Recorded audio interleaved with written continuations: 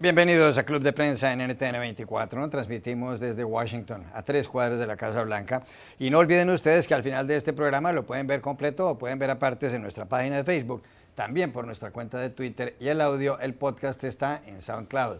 Les doy la bienvenida a los invitados a Club de Prensa. Está con nosotros Juan Carlos Hidalgo, investigador del Cato Institute, un centro de pensamiento con sede en esta ciudad. Bienvenido, como siempre, a esta mesa, Juan Carlos. Buenos días. Pepe López Zamorano, corresponsal jefe de la Agencia Mexicana de Noticias Notimex, bienvenido también. Gracias.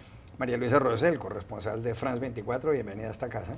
Gracias. Y Pepe Díaz Briceño, corresponsal de Reforma de México, bienvenido igualmente. Gracias a ti.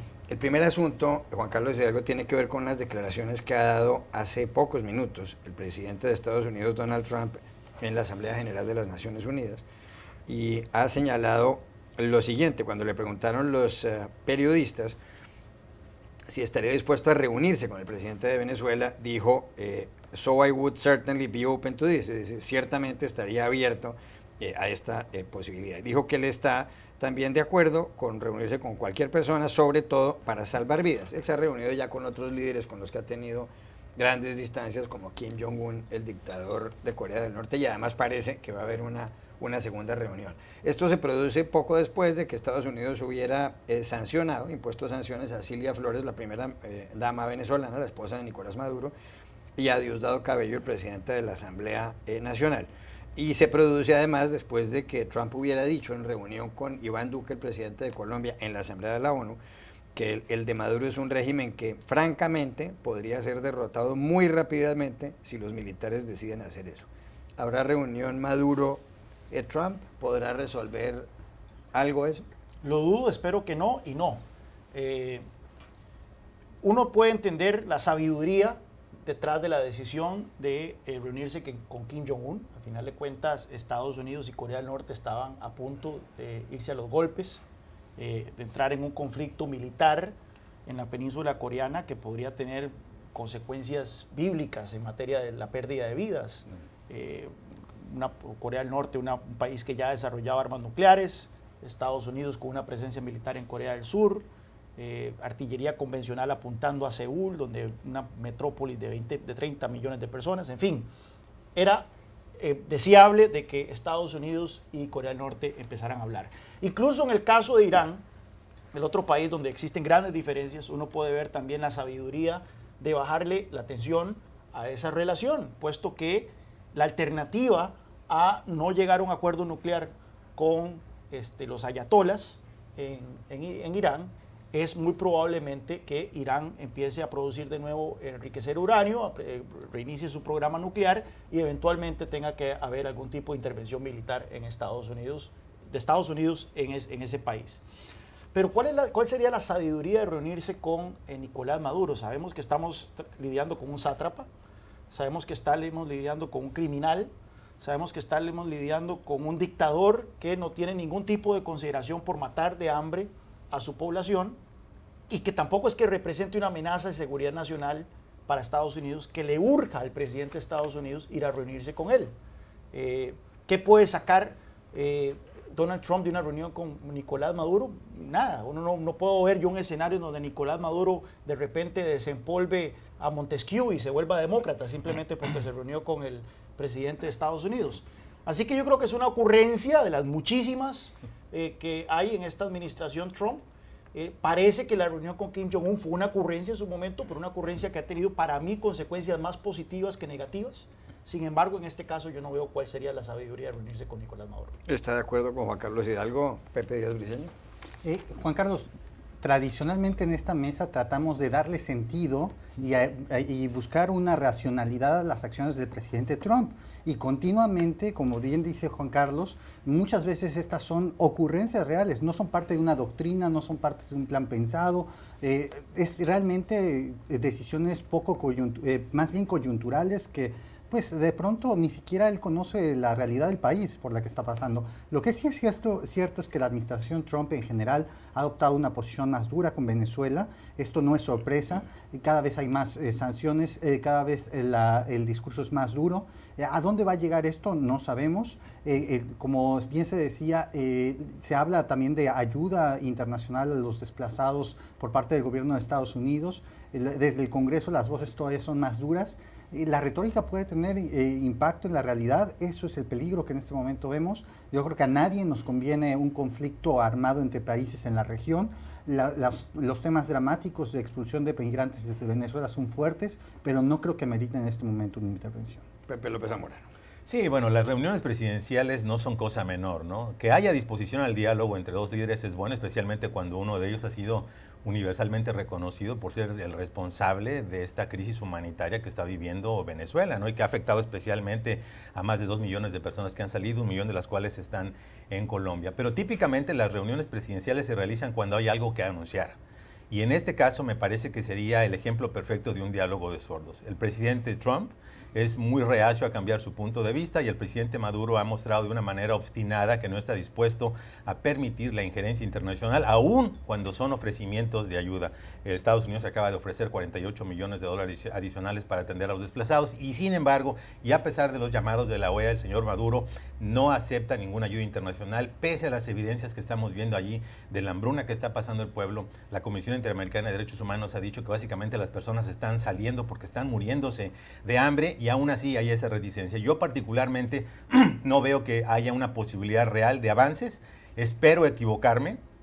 Es verdad, como dice Pepe, que el diálogo y sobre todo la retórica de Washington se está endureciendo y tiene cierta lógica. Por ejemplo, acabamos de ver reportes de la movilización de tropas de Venezuela hacia Colombia. Entonces tuvo cierto sentido que el vicepresidente Mike Pence dijera, bueno, vamos a estar con nuestros aliados, ¿no? El presidente Trump ha hablado de una opción militar, pero yo más que una intervención directa de Estados Unidos, como por ejemplo ocurrió en Granada o en Panamá, creo que más que nada el presidente Trump y sus asesores están pensando de la opción interna, la idea de que un grupo de militares rebeldes pudiera tomar cartas en el asunto y derrocar a Maduro. Ya nos enteramos por el New York Times que existieron estos diálogos, la Casa Blanca finalmente se desistió a hacerlo. ¿Por qué? Porque hay un claro consenso regional de que la salida militar no es la salida, por lo menos en este momento. No estamos hablando de la única excepción a donde se justificaría que es un genocidio, qué bueno que no ha llegado a ese punto, pero por el momento yo creo que es simplemente un box de sombras entre Maduro y Trump en Naciones Unidas. María Luisa Rosal. Sí, en la misma línea de lo que dice Pepe, yo creo que ayer el presidente Trump dejó muy claro que el asunto está en manos de los militares que quieran ser disidentes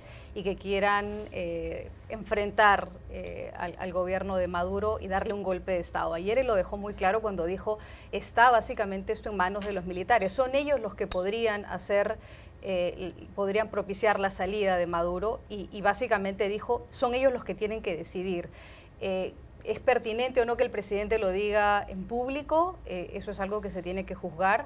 Creo que además las declaraciones del vicepresidente Mike Pence al lado del presidente Iván Duque de Colombia diciendo estamos al lado de nuestros aliados con relación a estas informaciones que se habían conocido en las últimas horas de un desplazamiento de tropas militares venezolanas en la frontera con Colombia y Venezuela, deja en claro que Estados Unidos le está diciendo muy claro al régimen de Maduro, vamos a estar listos a apoyar a Colombia en caso que sea necesario.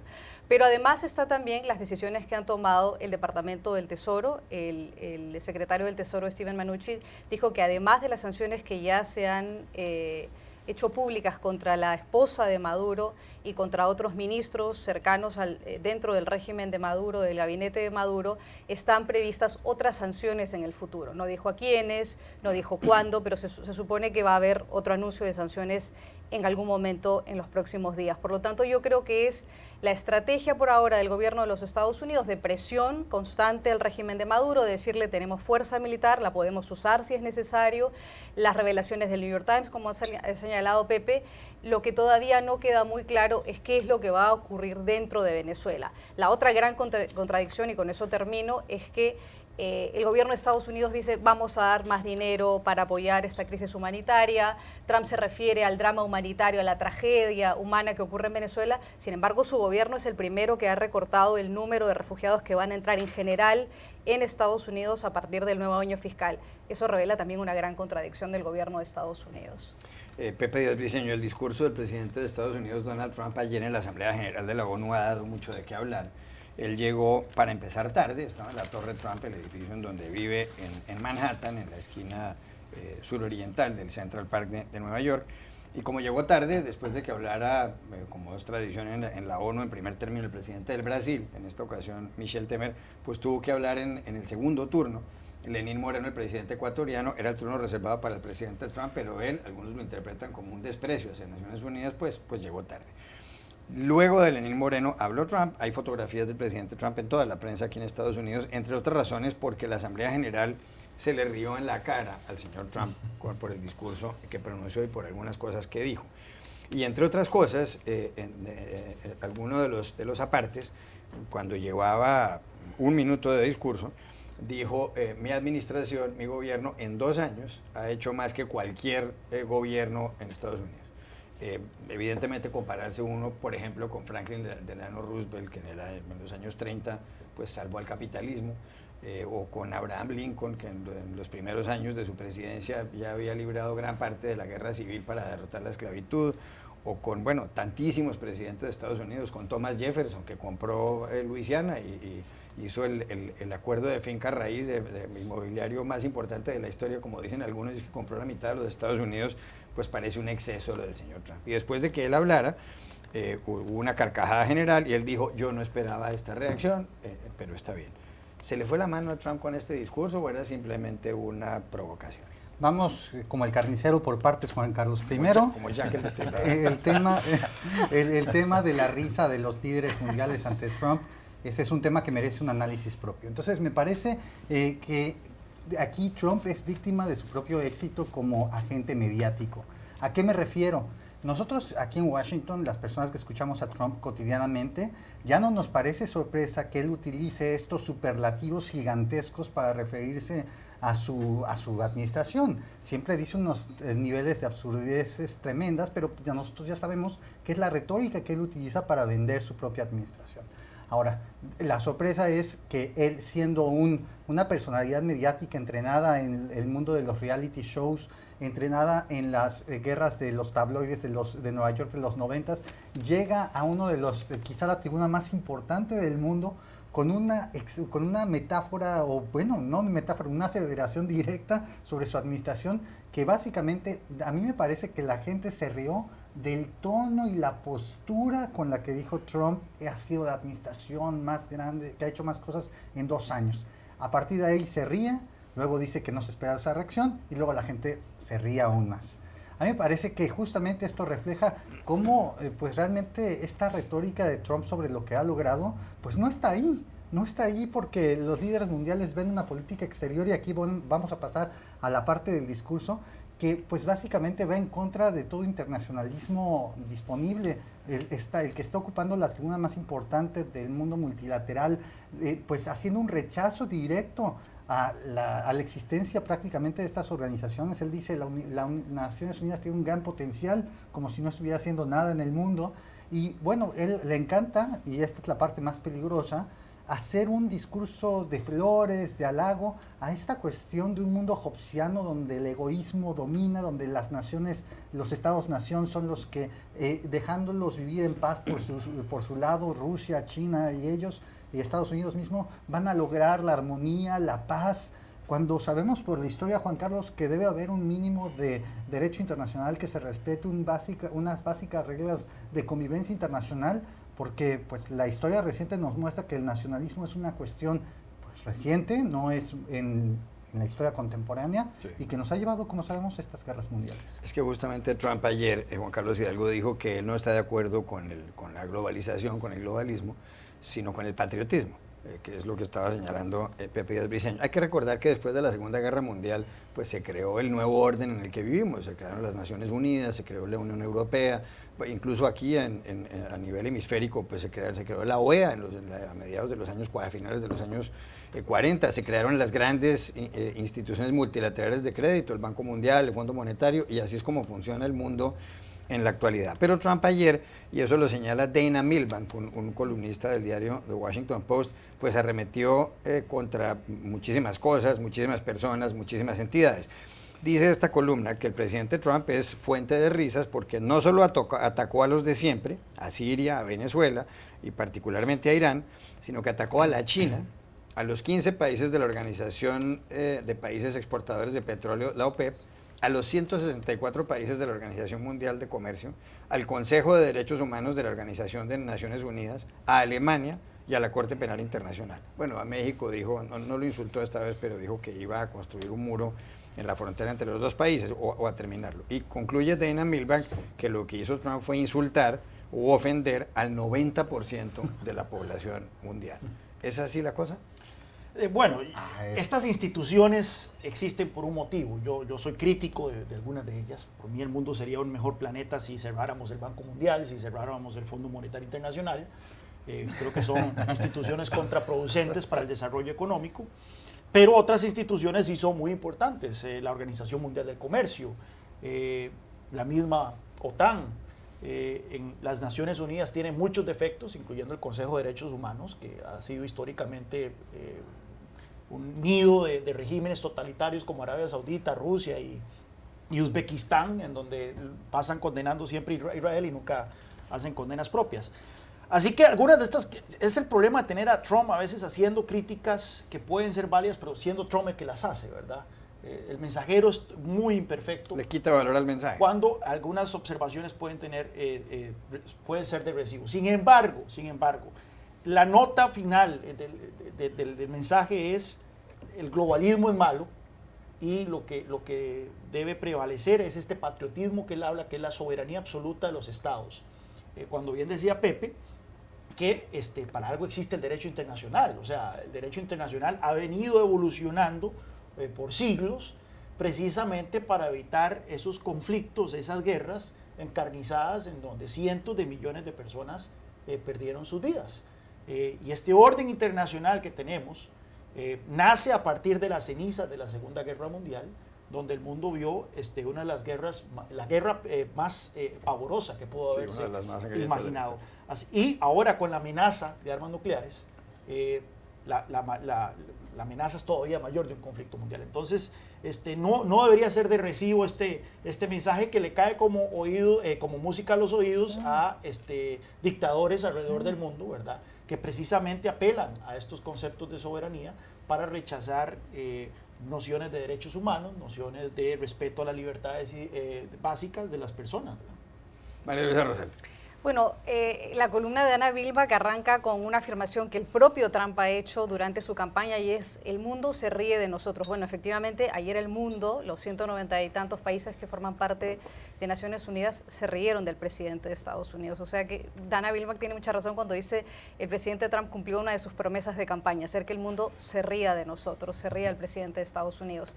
Y estoy totalmente de acuerdo con el hecho de que el presidente de Estados Unidos tiene una visión absolutamente unilateral, donde solamente la soberanía de Estados Unidos tiene que prevalecer por encima de los organismos internacionales, más allá del derecho internacional.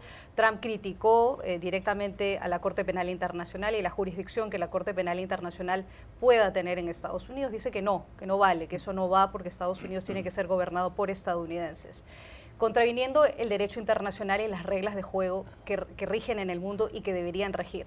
En contraposición al discurso de Trump aparece Emmanuel Macron, el presidente de Francia, con un discurso completamente opuesto, rechazando todo lo que dijo el presidente Trump, diciendo que lo unilateral es equivocado, que lo único que puede llevar es a guerras, a conflictos, a exacerbar mucho más la violencia en el mundo, que se tienen que respetar los tratados de libre comercio, que el proteccionismo no vale la pena, que no trae ningún progreso, y por supuesto rescató también y resaltó las funciones de otras organizaciones, la UNESCO, parte de la ONU, la Corte Penal Internacional, y luego tuvo una frase que me pareció muy importante cuando dijo: el nacionalismo solo lleva a la derrota, hablando básicamente de la parte central del discurso del presidente Trump, que era un discurso plenamente nacionalista, dirigido básicamente a la base de Trump. O sea, creo que Trump, cuando llega a Naciones Unidas, cree que está en un meeting en Pensilvania o en Michigan o en cualquier estado de los Estados Unidos, sin importarle que está frente a 193 países de las Naciones Unidas. Apeló muy bien, por supuesto, al discurso que es muy aplaudido aquí en Estados Unidos, pero un discurso que causó muchísima risa en Naciones Unidas porque no es la gente que apoya al presidente de Estados Unidos. Así que yo creo que fue importante este discurso y la manera como reaccionaron los gobernantes del mundo para decir: el presidente de Estados Unidos no solamente miente, sino que además es gracioso. Esto solo puede causar risa, nada de lo que dice tiene valor.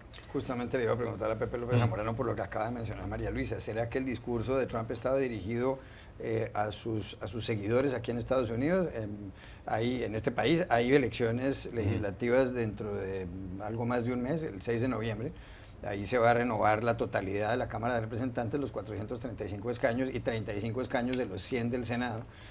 No lo tienen fácil los republicanos de Trump. Hay algunas encuestas que dicen que la Cámara de Representantes, ambas corporaciones, Cámara y Senado, están en poder del Partido Republicano, pero que la Cámara podría ser recuperada por parte de la oposición demócrata. ¿Será que el discurso de Trump en la ONU era eso? Estaba hablándole a la gente, como dice María Luisa, de Iowa, bueno, los seguidores que tienen cualquier estado de este país. Bueno, mi teoría es que en realidad se equivocaron. Había el discurso en el cajón de los discursos para Kentucky y lo llevaron a las Naciones Unidas, ¿no? Esto es lo que pasa cuando tu auditorio es un público que ha tenido un mínimo contacto con los libros y un conocimiento de la historia, ¿no? Es decir, básicamente provocas la risa, porque este discurso estaba específicamente dirigido a su base conservadora. No es casual que en la manufactura del discurso haya intervenido Stephen Miller, que se conoce universalmente que tiene todo tipo de desdén por el impacto que tenga el mensaje de Trump más allá del público al que quiere llegar. Entonces quería era un mensaje para Fox News y para las personas que ven Fox News, pero no para las Naciones Unidas. Ahora, que el Trump llegue con esta noción de destructor del status quo no debería sorprendernos. Ese fue su mensaje de la campaña. Quiso cambiarlo todo y llegó a las Naciones Unidas con un mensaje. En ese sentido hay cierta consistencia. El problema es que lo hizo partiendo de inconsistencias, falsedades, mentiras o exageraciones, ¿no? Como en el caso, por ejemplo, de que ha sido el régimen más exitoso de toda la historia de Estados Unidos, evidentemente no se sustenta ni siquiera con el crecimiento económico que hubo en 2014, no vamos a décadas de anterior, cuando dijo que ya había empezado a construir el muro con México. Esa es una falsedad. No hay ni un solo dólar para el muro de Trump, hay ciertos fondos para mejorar unas partes que ya van construidas, y así podemos seguir con la lista. Entonces, no es que estemos aquí frente a una doctrina de Trump, ¿no? El globalismo, el patriotismo, porque sabemos que no son conceptos excluyentes. Puede haber una doctrina nacionalista y patriótica que defienda los intereses nacionales y que al mismo tiempo le dé un lugar a las instituciones multilaterales. ¿A dónde recurrió el señor Donald Trump cuando México, la Unión Europea y Canadá y China le pusieron represalias comerciales? A la Organización Mundial de Comercio. ¿De cuántas instituciones multilaterales se ha salido Estados Unidos, salvo de la Comisión de Derechos Humanos de Naciones Unidas? Prácticamente de ninguna. Estados Unidos utiliza las instituciones cuando le conviene y las desdeña cuando les conviene. Entonces, la retórica de Trump, especialmente los discursos de Trump, son una moneda devaluada. Sus acciones no necesariamente, porque sabemos que ha cumplido muchas de sus promesas de campaña. Se salió del TPP, impuso aranceles, etcétera. Pero cuando vemos su retórica, no hay necesariamente una conexión con la realidad. Así que creo que estamos pecando de tomarlo demasiado en serio. Este fue, como bien dices, un mensaje a su base conservadora. Estamos a unos días de las elecciones. Quería dar la vuelta al ruedo, ponerse flores y regresar como un héroe, y lo que consiguió es exactamente lo opuesto. Yo dudo mucho que haya habido gente allá en Iowa o en Pensilvania que se hayan conectado para ver el discurso de Donald Trump en las Naciones Unidas. Así que, ¿qué tan oportuno haya sido para él dar un mensaje a su base conservadora desde ese podio? Me parece que no lo haya sido mucho. Lo que sí es contraproducente es que probablemente... No ven las Naciones Unidas, pero sí ven Fox News, que replica lo que dijo el presidente. Sí, y pero probablemente por algún u otro medio les va a llegar la noticia de que todo el auditorio se rió del presidente. Y la reacción de Trump físicamente ante el malestar que mostró, la sorpresa que mostró, eso habla 1000 palabras y eso va a ser muy contraproducente para la base. Si hay algo que la gente no ve con buenos ojos es que la gente, que el mundo se ría de sus líderes. Ya regresamos a Club de Prensa. Volvemos a Club de Prensa en NTN 24 desde Washington. Luis, hay noticias de Bill Cosby. Bill Cosby fue un cómico estadounidense afroamericano. Él tiene 81 años ya y uno de los hombres más queridos en este país. Incluso lo llamaban el padre de Estados Unidos. Lo consideraban como una especie de papá.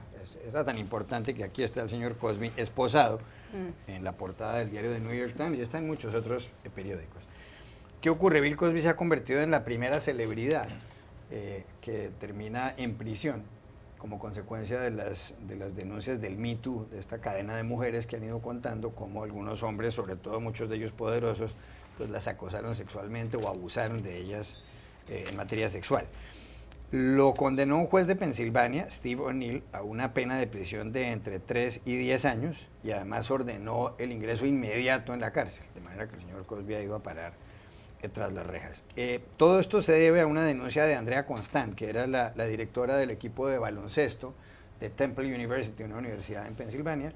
Ella cuenta cómo Cosby la llevó a algún lugar y le dio una pastilla, como hizo con tantas mujeres, para que quedaran drogadas, más o menos groggy, como se diría en el boxeo, y posteriormente la violó. Ella lo denunció a él por penetración sin consentimiento, penetración en estado de semi-inconsciencia y demás. Ha habido más de 60 mujeres que han acusado al señor Cosby por lo mismo, o casi todas por lo mismo. Lo que pasa es que muchos casos han prescrito. ¿Es esta una gran enseñanza para este país, la condena de Bill Cosby, pasar de la gloria al ridículo?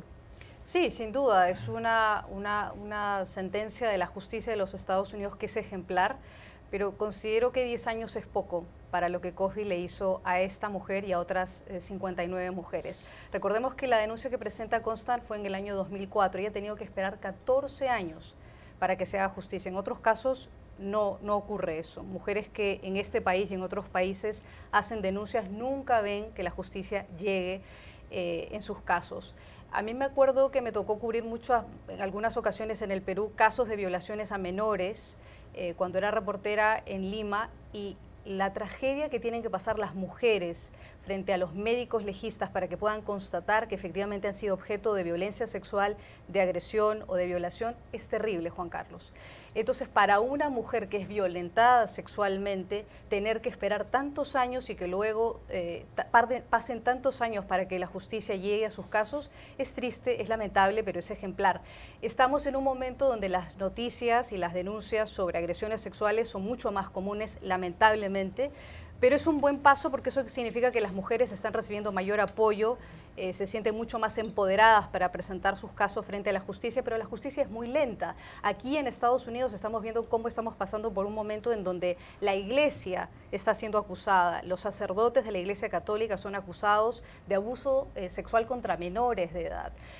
Sí es ejemplar, pero pienso que es pequeño y pienso que mañana, en la audiencia que va a tener el juez Brett Kavanaugh, que es nominado por el presidente de los Estados Unidos para la Corte Suprema de Justicia, va a ser muy importante ver la conducta de los legisladores frente a la denuncia que va a presentar públicamente la mujer que lo acusa, la profesora de psicología contra el juez Kavanaugh por una agresión sexual que ella sufrió por parte de él, o que ella dice que sufrió por parte de él cuando ella tenía 15 años y él tenía 17 años. ¿Cuál es el comportamiento que los legisladores de Estados Unidos van a tener frente a la denuncia que presenta ella y qué precedente sienta para más adelante en este país? Pepe López Zamora. Sí, me parece que es un caso emblemático. Yo no me fijaría tanto en la sentencia porque fue solo un caso, es decir, no podemos utilizar un caso para darle justicia a las otras 60 mujeres que han denunciado ser víctimas de Cosby, pero el hecho de que el juez lo haya puesto en términos tan claros de que era el momento de que le llegaba la justicia, de que no le dio una sola hora de libertad después de ser convicto, a pesar de que la tradición es que cuando una persona no tiene antecedentes en este país, no ha sido culpada de ese delito, tiene la posibilidad de estar en libertad para cubrir el proceso de apelación. No le quiso dar ni un minuto en libertad y lo mandó a la cárcel a todo este proceso y en una condena que puede ser de 3 a 10 años, que puede ser no muy grande, pero cuando una persona tiene 81 años y está casi ciega, básicamente es una cadena perpetua. Me parece muy importante porque confirma que nadie está por encima de la ley, ¿no? Quisiéramos ver también el mismo rigor que se aplicara a las denuncias de otras celebridades, ¿no? Los procesos, sabemos, muchas veces están prescritos, como bien dices, porque los estatutos no recorren 10, 20 o 30 o 40 años en algunos estados, y quizá es el momento de hacer una revisión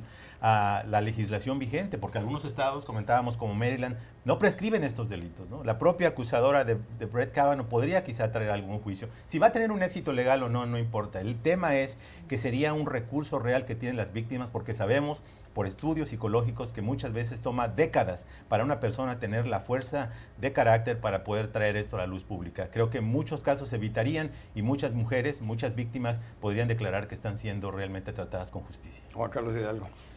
Bueno, lo que ha trascendido de las historias de Bill Cosby es impresionante. O sea, este tipo era un monstruo, un legítimo monstruo. Una pastilla, una mujer para en este tema, sí, exactamente. El tema del Me Too Movement, uno no puede empezar, o sea, no quiero entrar en las equivalencias de que qué tipo de agresión sexual es peor que otra, pero drogar a las víctimas, como era el modus operandi de Cosby, yo creo que se encuentra entre lo peor que uno puede imaginar. Y no solo eran unas cuantas, estamos hablando de docenas de víctimas a lo largo de la carrera. Para mí es impresionante porque yo crecí viendo el show de Cosby. Claro. Yo no sé qué tan popular era en sus países, pero en Costa Rica, todos los países era popular. Los martes en la noche era cuando se pasaba el show de Cosby. Y uno, bueno, yo lo veía como un niño, ¿verdad? Una comedia bastante graciosa de todo, sin entender el contexto, que para la importancia y la significancia que ese programa tuvo en Estados Unidos, que fue el gran show popular de alguien negro, de alguien de color. Afroamericano. Entonces, Bill Cosby era un ídolo en Estados Unidos, principalmente dentro de la comunidad afroestadounidense. Incluso pocas semanas antes de que salieran las primeras denuncias, a pesar de que esto era un secreto a voces, al parecer todo el mundo sabía que el tipo era un depredador sexual, pero nunca se había ventilado públicamente. Pocas semanas antes, él tuvo aquí en Washington una exhibición de su colección personal en el Museo Afroestadounidense. Y recuerdo que el señor que me limpia los zapatos aquí en el hotel El Hyatt me estaba contándome, muy orgulloso de que él iba a ir esa noche. Yo le decía, mira, qué gran referente tienen ustedes en Bill Cosby, ¿verdad? Un tipo que rompió estándares y demás, que iba a saber yo después que a las pocas semanas iba a salir este caso y hoy lo vemos tras las rejas. Así que esto es muy significativo por quién es Bill Cosby, por lo que representó en su momento y por efectivamente la clase de monstruo que era y que para muchos no estábamos al tanto. Pepe Díaz Briceño. A mí me parece que sin duda el caso de Bill Cosby representa justamente la parte mejor de Estados Unidos, de una justicia actuando sin distingos. Y Juan Carlos, es muy interesante, ¿no? Porque está cayendo a manos de la valentía de una chica que decide presentarse y pues siempre cargar con el estigma de este abuso para las mujeres es algo que no podemos ni siquiera imaginar. Pero también además como decía Pepe López Obrador, no es un juez estatal de Pensilvania, es una justicia local que funciona y que va en contra y no tiene miedo de ir contra un nivel de celebridad tremendo. Veamos los reconocimientos de Bill Cosby: 9 Grammys, 3 Emmys, 2 Globos de Oro, la Medalla Presidencial de la Libertad, 70 grados honorarios alrededor de las universidades. Esto realmente es un punto y aparte en el tipo de sentencia que ejerce un juez local en Pensilvania. En cualquiera de muchos otros países, la justicia incluso nacional tendría miedo de condenar a una figura de este tamaño.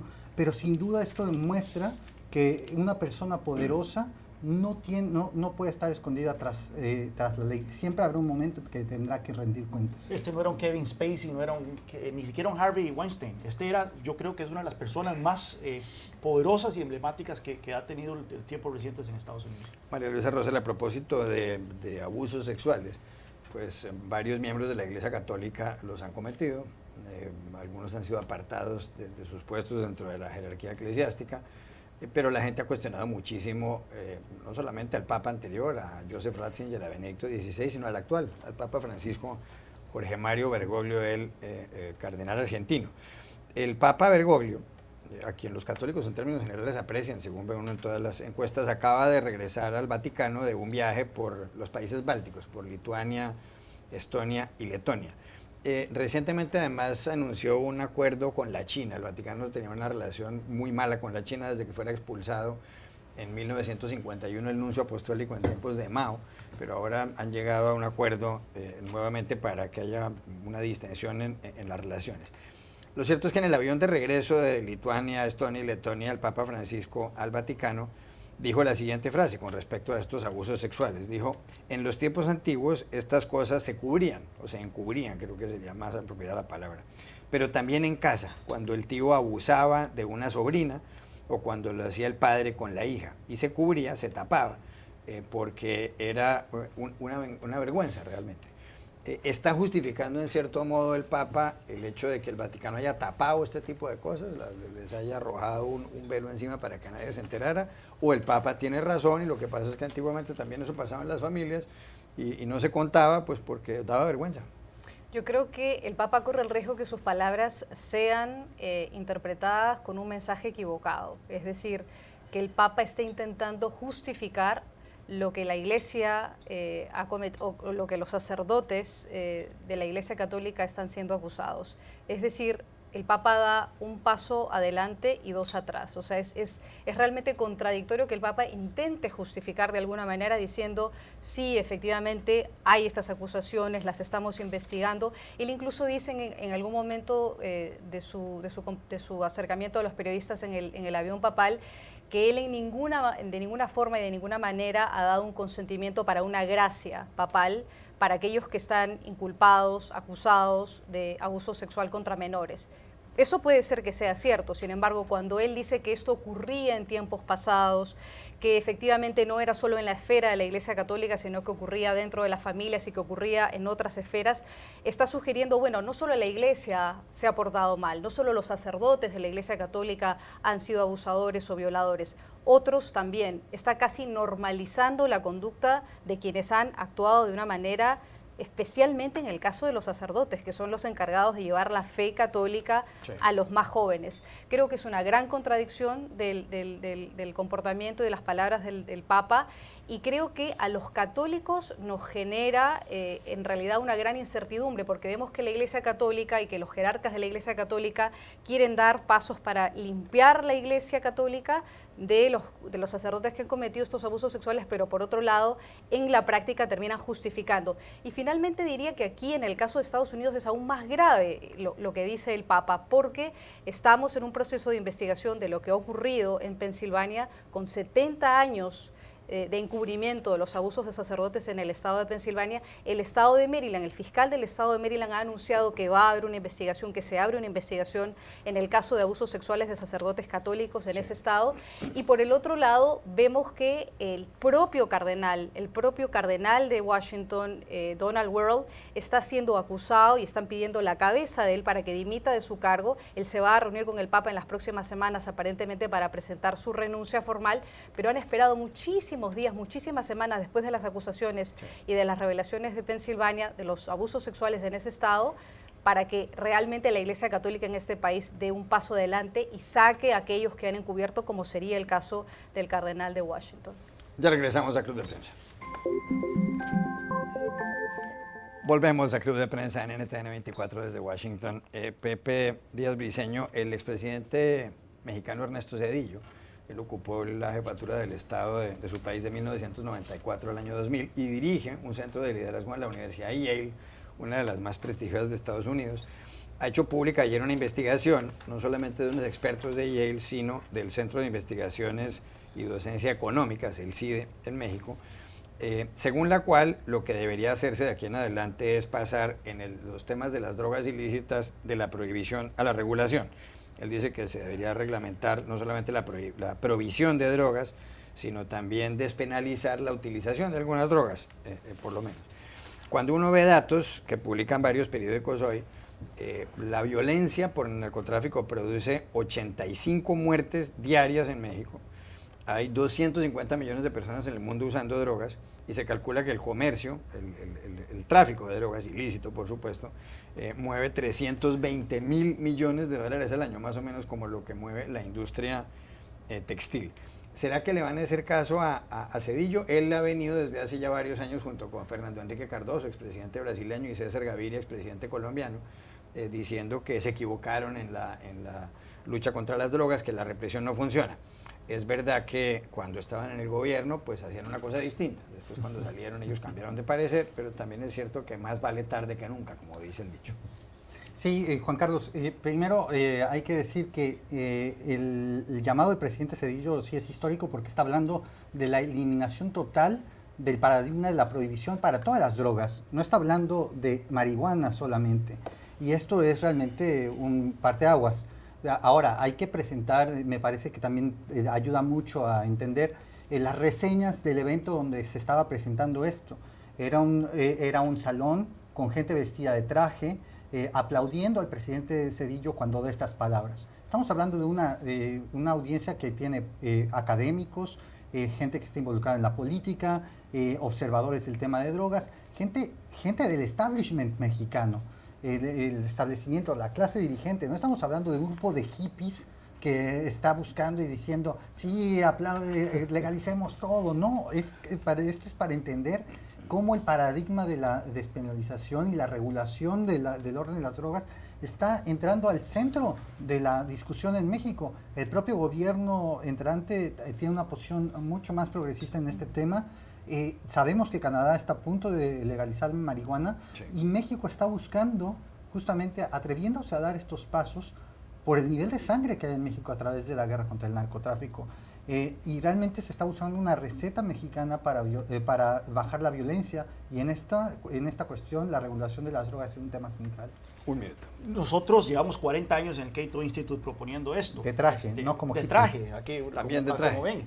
En 1992 llevamos a Milton Friedman a México. Yo obviamente no estaba para ese entonces en Cato, pero me acuerdo que salió una caricatura en El Financiero, que es uno de los periódicos más liberales de México, donde salía Milton Friedman con los ojos como nebulosos, con un porro de marihuana, diciendo, y después de legalizar la marihuana venderemos las pirámides. Parece que el debate en México ha evolucionado bastante desde entonces. Ya regresamos a Club de Prensa. Volvemos a Club de Prensa en NTN 24 desde Washington, último minuto 40. Pepe López Zamorano quería agregar algo sobre esta propuesta de Ernesto Zedillo y varios académicos de que debería despenalizarse la droga. Sí, a mí me parece que está muy claro. La prohibición no ha funcionado. Que la regulación es mejor que el mercado tal como está, no hay duda. Que la criminalización no ha resuelto el problema del consumo de drogas también es una realidad. Aquí los presos federales por uso de drogas son más de 300,000 en los últimos 20 años y no ha bajado el consumo de drogas en los Estados Unidos. El tema es que hay experiencias y hay estudios que muestran que no necesariamente la regulación por sí sola va a evitar los problemas que vienen asociados con el consumo de drogas. El caso más claro es Colorado. Han aumentado las muertes de tráfico donde la persona está bajo la influencia del cannabis. Han aumentado las hospitalizaciones, las llegadas a los recintos de emergencias, por eso ha aumentado el consumo de marihuana entre los jóvenes de 18 a 25 años. Y no lo digo yo, lo dice las Naciones Unidas. Entonces, lo que importa aquí es ver que si la regulación y la despenalización es un paso adelante positivo, y yo creo que lo es, hay que ver cuáles son los otros factores que van a permitir que sea visto el tema de las drogas como un asunto de salud pública, no solo por las autoridades, sino por las propias familias, por el sistema escolar, por Hollywood. Es decir, se trata de un enfoque holístico donde realmente se atiende el tema desde una perspectiva integral desde los primeros años de vida para evitar que la gente, con la disponibilidad de las drogas en un mercado regulado, tienda a esos productos justamente cuando la idea es que se busque lo contrario. Gracias por haber estado aquí, Pepe, y Juan Carlos Hidalgo, María Luisa Rosell y Pepe Díaz Viceña. Ustedes los espero mañana nuevamente en Club de Prensa.